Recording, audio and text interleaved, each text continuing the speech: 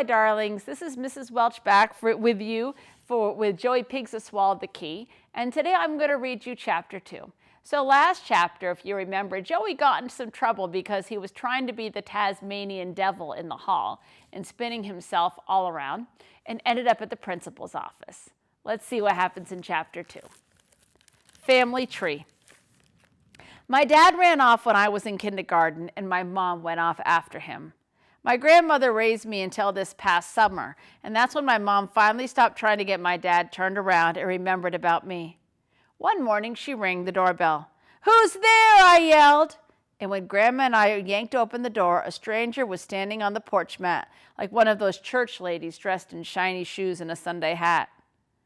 "I'm sorry for being gone so long," she said. "I'm sorry you're back," Grandma snapped, and shoved me out of the way with her elbow, which nearly jammed my Tootsie Pop down my throat. "I just want to smooth things out," said the lady, who was my mom. "I've heard this all before," Grandma shouted, and shoved me back again because I kept sticking my head around her hips so I can see what's going on. I wasn't really sure what either of them was talking about because I didn't recognize the lady. Then she pushed the door open and took one big giant step right into the living room before anyone told her she could. "Hi, Joey," she said. "I'm your mom." When she reached out and tried to touch my head, I ducked away and said I wasn't sure she was my mom because I didn't even remember what she looked like. She got an awful pain across her face, and I figured she must be my mom because no stranger would have been hurt so much by what I said. But she didn't crumble. Instead, she started walking all the way through the rooms, just shaking her head at the way that Grandma and I kept things.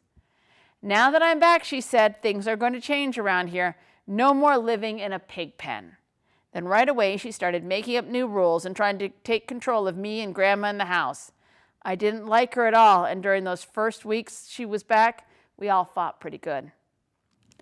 I was a wired-up mess by the time Mom came back to live with me and Grandma. By then, everyone thought my grandma was the nutty old lady responsible for my bad behavior.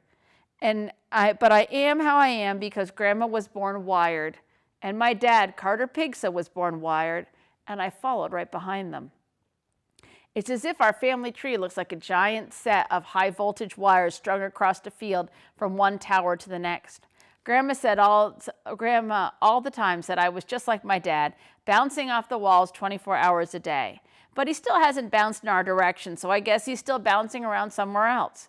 Grandma said he bounced over to Pittsburgh, but someday he might spring back and just bounce right through our front door. I wish he would, because I only just hear about him now, and I'd like to see for myself what he's like.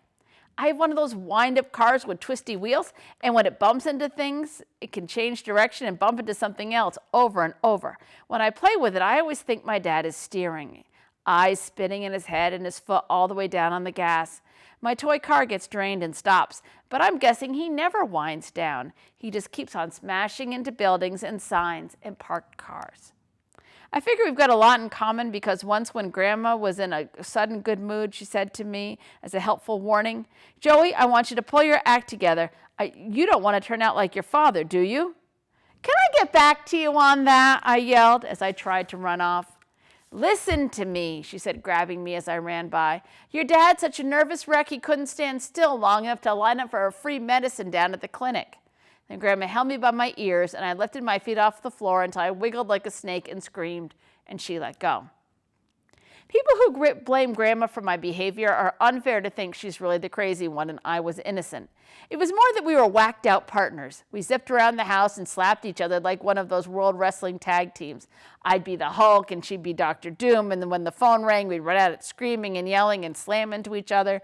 And by the time one of us got the upper hand, the person on the other end had freaked out and hung up. And nothing in the house was ever finished or cleaned up right. A jigsaw puzzle of ancient Egypt outlined the dining room table with extra pieces piled like pyramids spilling onto the floors. I had stacks of homework I'd forgotten and drawings of my grandmother's face on big locust bug bodies all taped. Really? Okay, on big locust bug bodies all taped to the floors as if she'd been squashed by a truck. I stuck wet leaves over the windows, glued my stuffed animals to the chairs, hid all the oven knobs and dead plant pots, and made huge spider webs between the doorknobs and ceiling lights and floor vents. Every now and then, I'd catch Grandma in a web and she'd get tangled up. "Help me! Help me!" she'd squeak like the fly with the human face in that crazy bug movie. Sometimes she could be funny, but not often. Most times she'd just get mad and keep after me nonstop and complain about everything I did. Don't touch, don't wiggle, don't run, don't yell, she'd bark out. No matter what I touched or said or did, I felt like I was in a cartoon hell standing on hot coals with little red devils poking me in the bottom with pitchforks as I jumped from one fiery place to another. Even the words I spoke scalded my tongue, and if by accident I'd sit still for a minute and just vibrate, she'd complain anyway. She could yell at me and knit at the same time. She'd get those needles going as if she were fighting off the Three Musketeers all at once, and before long she'd have a strip of wool that could reach around our block of row houses and be tied in a bow. But it never amounted to anything. Everything started became nothing finished, and all her projects and my homework and hobbies just ended up in piles, collecting dust. Even now, my bedroom still has the walls painted in placid pink, where she got going on the bottom but didn't finish at the top. Someone told her the color pink would calm me down, but it didn't work.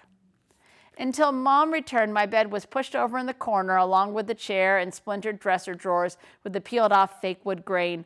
Old newspapers were spread over the sheets to keep off the paint, but I've been using them as a blanket. Sometimes I think if Grandma had finished painting that pink on everything, I might have calmed down. I used to sit in my closet and pry open the paint can and stare into the shiny pink circle and was mesmerized for hours.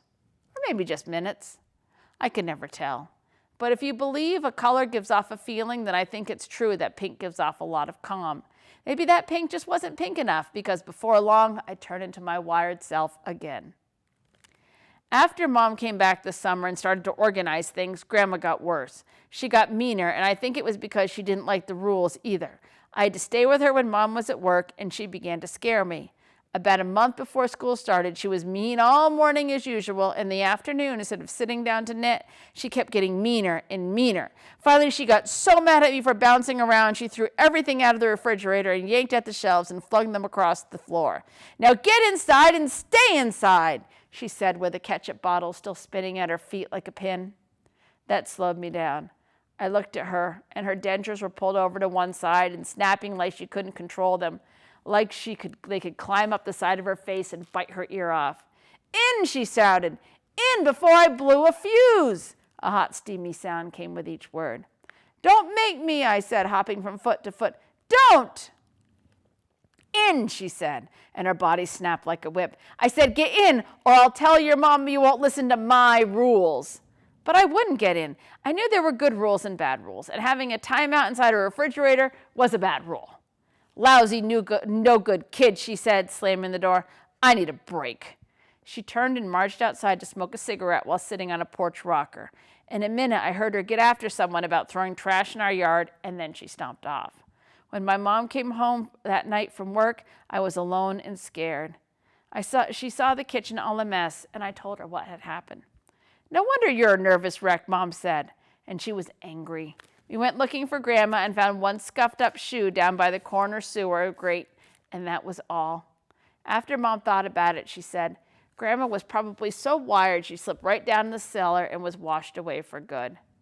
We never did call the police, and for a couple of days I kept bending down by the iron grate and cupping my hands and shouting into the dark hole, "Grandma, Grandma, I forgive you, come back." She never answered, and I was sorry because I was the same as her when I lost it. "Grandma isn't exactly like you," Mom said to me after I told her I was sad. "The difference is she's more active in the mouth and you're more active in the feet." Grandma was always saying the wrong, hurtful things for half the day, and she spent the other half the day apologizing. "She has hyperactive mouth," her mother said. "You know how sometimes you can't stop moving your feet or swinging on the doors or jumping on the bed?" "Yes," I said, hanging my head and scratching at the dry patch on my scalp that I'd already rubbed bald and a little bloody.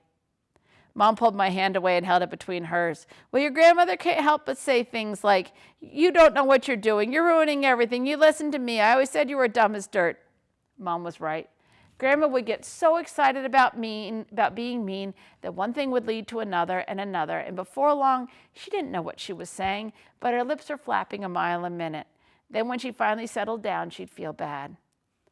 "I'm so sorry," she'd begin. "I never knew anything I said upset anyone. You shouldn't listen to me. You know I'm just a nasty, trash-talking old fool." She'd say the same things over and over again. She should have been on meds, too. Big-time grandma-sized meds. But because she was a grandma, people didn't think she was sick. They just called her a batty old bird. But she was sick, like me, only old, so her sickness was different. Now that's all changed since Mom came back, and I couldn't live without her because she's really the one who understands how I am when I get worked up into a wild spell. Like yesterday before school when I was playing stuntman in the early morning, I was diving from the top of the stepladder Mom had left up to change the burned out ceiling lights. I belly flopped on the couch, then bounced onto the floor. She woke up and in seconds pinned me down and pressed her face into mine and said, "So what's up, Doc? You going to be odd or even today?" "Can I get back to you on that?" I said, trying to squirm away. Then suddenly she held out both fists in front of me. "Pick one," she said. I did, and my pill was in her hand. It's always in her hand, like she's some kind of magic Pez dispenser. "See," she said calmly and stroked my head, "you know how to choose what's good for you. So you going to put the ladder away?" "Yeah," I said laughing and got to my feet. I swallowed my pill with that water, and I could feel it roll, then tumble, then roll a little more, then stumble all the way down my throat and vanish into my belly. Then I picked up the ladder and darted across the room, but my aim was off, and I slammed into the door jamb. That jarred me. Then I tried it again and again until I nearly had all the paint chipped off around the dented woodwork, and she just let me keep trying until finally I got the ladder and the opening lined up just right, and I stumbled through and plowed into the kitchen table and knocked the plastic Rooster salt and pepper shakers to the floor. "Even when you were a baby, you had a hard time getting a square peg into a square hole," she called out from behind me. "Remember rule number 1, slow down and think about what you're doing." Mom is big on rules for me. This was chapter 2 of Joey Pigza Swallowed the Key. We'll see you soon with chapter 3. Have a good day.